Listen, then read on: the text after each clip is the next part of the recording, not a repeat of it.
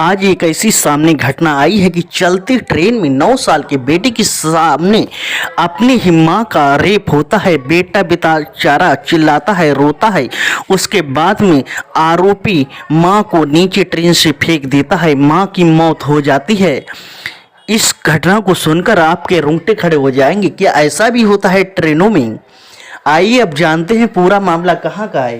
ये हरियाणा प्रदेश में एक जिला पड़ता है फतेहाबाद। फतेहाबाद का एक कस्बा है टोहाना।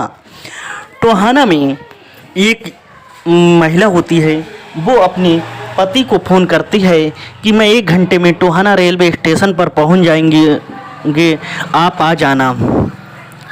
उसका पति जो होता है राजेंद्र, वो बाइक निकालता है और ट्रेन का इंतज़ार करने लगता है। कुछ ही देर में ट्रेन आ जाती है और ट्रेन पूरी खाली थी। ट्रेन पर उसका बेटा 9 साल का रोते बिलखते जैसे उसने पिता को देखा और गले में चिपट गया। तो पिता ने कहा, मम्मी कहाँ है बेटा? तो वो रोने लगा। फिर उसने बताया कि जब खाली ट्रेन थी तब उसमें एक शराबी युवक आया और वो माँ को गाली देने लगा और उसके साथ गंदी गंदी हरकतें करने लगा। कहीं नहीं तो अगर तुम मेरी बात नहीं मानोगी, मैं आपके बेटे को नीचे फेंक दूंगा। फिर उसके बाद में माने का, बेटा तुम भाग जाओ। जब मैं भागा, ट्रेन खाली थी। अगले डिब्बे में पहुंचा, वहाँ से छिपके देख रहा था।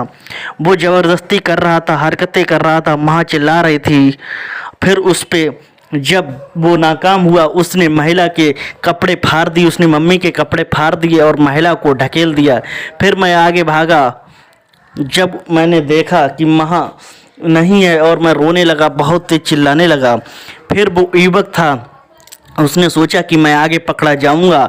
आगे टोहाना रेलवे स्टेशन कुछ ही दूरी पर था। फिर उसने युवक ने भी अपनी कूद कर ट्रेन से वो भी कूद गया। नशे में था, शराबी था। फिर उसके बाद में जब बेटे ने रो रो के अपने पिताजी को हाल सुनाया तो पिता तुरंत जीआरपी पुलिस के पास पहुंचा और तुरंत पुलिस पहुंची, क्योंकि ये रात के 11 बजे जब फ़ोन किया था, घटना थी 11 बजे की। तुरंत जीआरपी पहुंची। 1 घंटे में तुरंत हर जगह तलाश करने लगा। जब जीआरपी पुलिस तलाश करने लगी मगर कहीं नहीं मिला। फिर उसके बाद में 2 घंटे की मशक्क़त के बाद वो इस शराबी युवक गंभीर अवस्था में झाड़ियाँ हिलती दिखी, झाड़ियों में मिला। उसे उपचार के लिए अस्पताल भेज दिया। जब पूरी रात तलाश किया, सुबह के टाइम पे उस महिला मनदीप कौर का शव मिला। उसके पति का, उसके बेटे का रो रो कर बुरा हाल है बेचारा। जब मनदीप की उसके पोस्टमार्टम के लिए लाश भेज देगी, मामले की जांच की जा रही है और उधर आरोपी है, उसे का ट्रीटमेंट चल रहा है। जैसे ही वो सही होगा उसे जेल भेजा जाएगा। उधर मनदीप के जो मायके गई थी, क्योंकि वो अकेली आ रही थी, 11 बजे उसने कॉल की और मनदीप के कौर के जो भाई है उन्होंने ट्रेन पर स्टेशन तक छोड़ा था और उसे बैठाला था।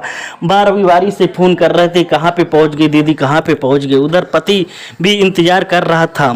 मगर इस घटना पर आप क्या कहने जा रहे हैं? इस पे जिम्मेदार कौन है? अगर अपना पति कुछ टाइम निकाल कर उसे मायके से लिवा के लाता तो ये घटना का अंजाम नहीं होता। क्योंकि हमारे देश में आज भी महिलाएं सुरक्षित नहीं हैं, क्योंकि इतना भयंकर क्राइम हो रहा है। मगर क्या करें इसमें? अगर इस वीडियो को आप कैसे देखेंगे, किस नज़र से देखेंगे, किसकी गलती मानेंगे? मेरा उद्देश्य किसी की भावनाओं को ठेस पहुंचाने का नहीं है। जहां भी रहो जागरूक रहो, सतर्क रहो, क्राइम से बचो। ऐसी घटना सामने आती हैं क्योंकि मैं समाज को जागरूक करने का मेरा फर्ज है एक नागरिक होने के खातिर। जहां भी रहो जागरूक रहो, सतर्क रहो, सिर्फ क्राइम से बचो। अपराधी क्राइम कितना भी कर ले मगर बचेगा नहीं, पकड़ा जरूर जाएगा। हो समाज में कोई भी काम करें, हो समाज में और सोच समझ के करें। फिर मिलते हैं एक नई घटना के साथ। अगर आपको थोड़ी सी भी वीडियो अच्छी लगे तो चैनल को सब्सक्राइब जरूर करें।